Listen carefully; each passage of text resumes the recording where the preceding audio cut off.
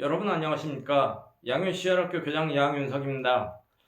오늘도 지난 시간에 이어서 논어 2인편에 나오는 공자님의 말씀을 가지고 이야기를 나눠보도록 하겠습니다.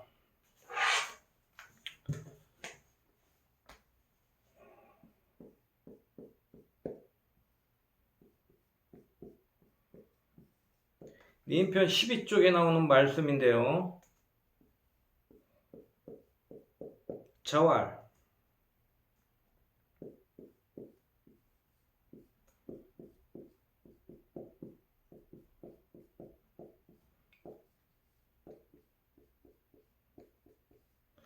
방어리 인행이면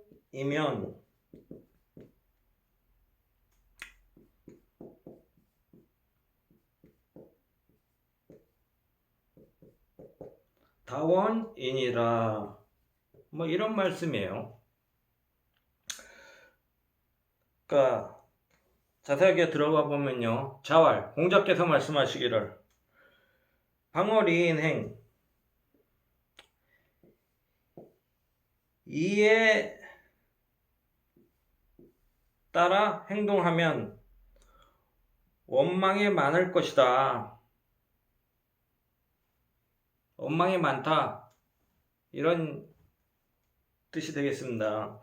그러니까 여기서 이라는 건 뭐예요? 이익이죠, 이익.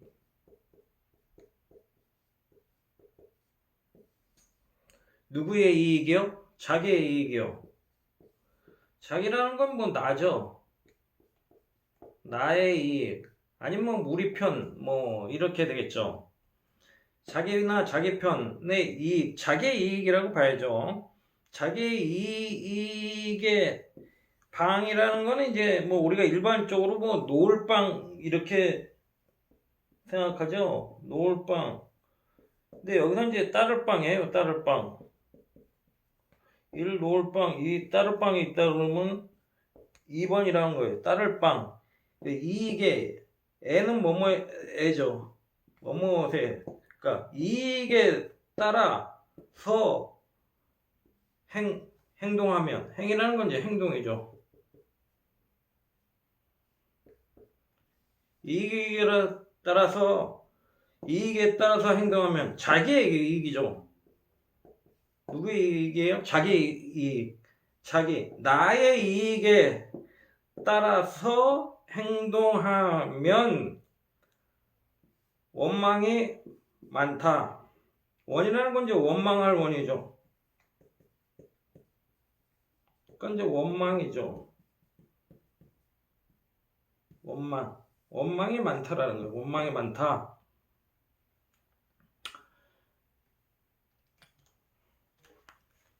그러니까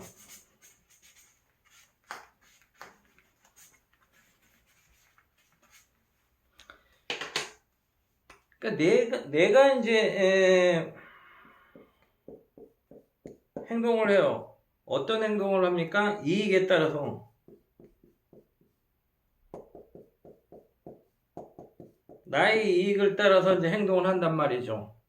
그럼 나는 좋겠죠. 나는 좋단 말이야. 나는 좋단 말이에요. 근데 누군가, 나의 반대되는 누군가, 너가 있을 거 아닙니까? 객관적인 어떤 대상이 있을 거 아닙니까? 그런 너는 이제 해를 입을 거라는 얘기예요. 누군가 피해를 본다는 얘기죠. 누군가 이익에 반해서 피해를 본다는 얘기예요. 그러니까 뭐 어떠한 이제 물질이 있다.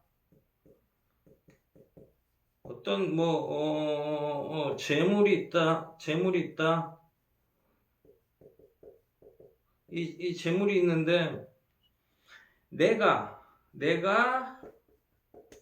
여기서 한 이렇게 90%를 갖는단 말이에요. 90%를.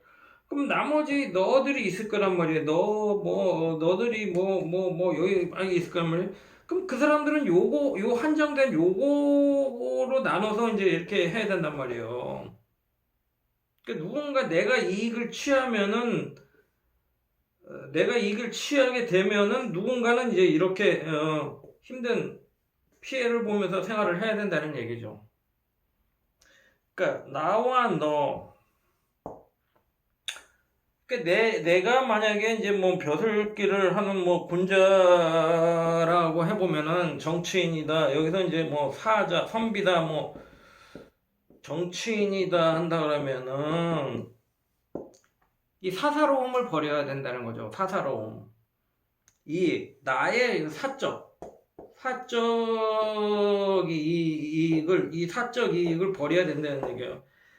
이 사람 군자라는 정치인이 지금으로 하면 대통령이라든가 뭐 이런 국회의원 뭐 이런 사람들이 나의 이익을 이렇게 국민들이 다 같이 나눠야 할 재물이나 물질이나 뭐 이런 재화, 용역, 뭐 사회 공적인 어떠한 것들을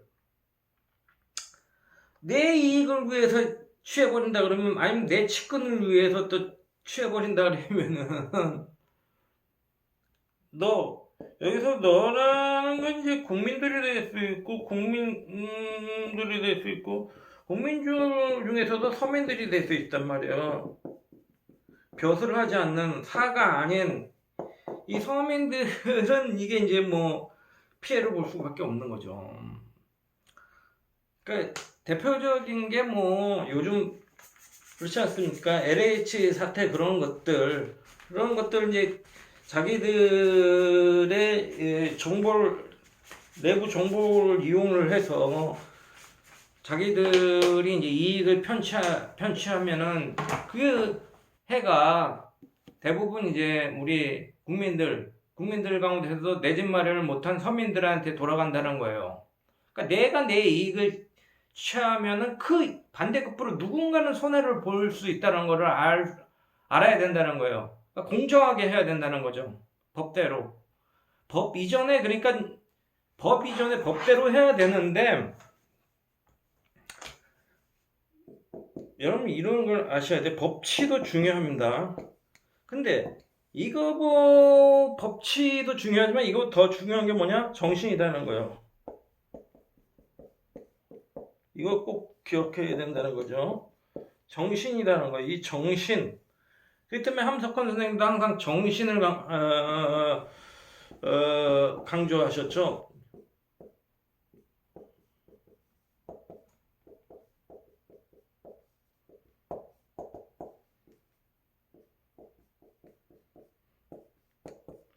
이분이 항상 정신을 강조하는 게 뭐냐는 거예요. 그걸 알아야 된다는 거예요.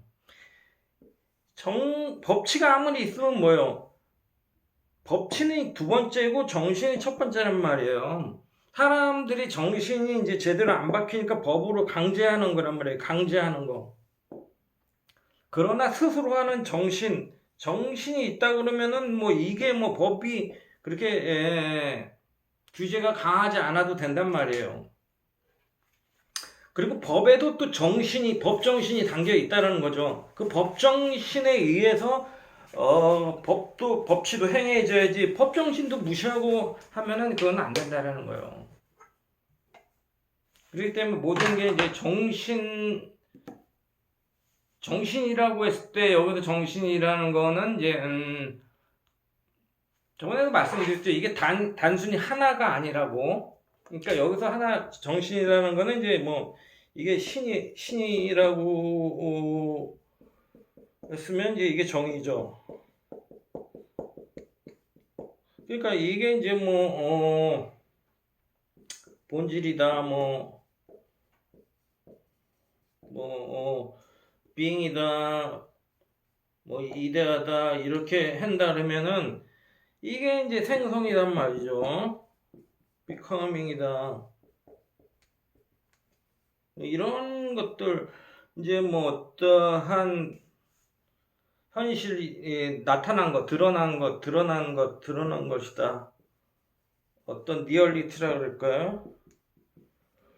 이런 것인데, 그러니까 이 정신이라는 것도 이렇게 나눠진다라는 거죠. 두 개가 아니에요. 하나가 아니에요. 그렇기 때문에 정신을 강조했을 때도 이 본질과 생성, 항상 이런 것들이 하나가 되는, 융합되는, 본질이 여기 투영되면 본질을 통해서 생성이 만들어지지만 생성을 통해서 다시 또 새로운 본질이 만들어지는 거예요. 그러니까 이것도 고정된 게 아니라는 거죠. 고정된 게 아니고. 근데 이것도 자라나면서 이제 이걸 통해서, 이거 자라난 걸 통해서 여기 있는 것들도 투영돼서 다시 또 자라나는 이런 걸 항상 이제 강조하는 정신이란 말이에요. 그 정신이라는 게. 그 때문에 그 정신이라는 거는 우리가 막연하게 고정된 고리타분한 그런 정신이 아니란 말이죠.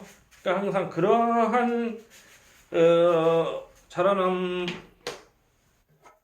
통해서 그게 이제 양심의 자유고 창조적 질서란 말이에요. 그거를 항상 강조하셨다.